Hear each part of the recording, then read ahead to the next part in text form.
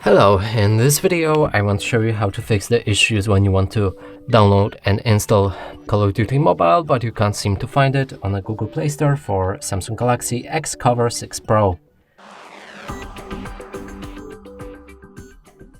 So first let's open our Google Play Store and try to find the game.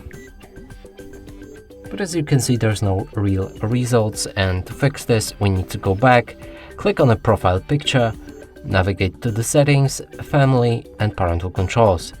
Here disable parental controls entirely or go for apps and games and enter the PIN code.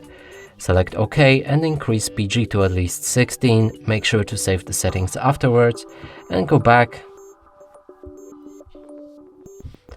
Find the game again. It should be right here available to install. And that's it for this video. Hope you like it. Please consider subscribing to our channel, leave a like and a comment below.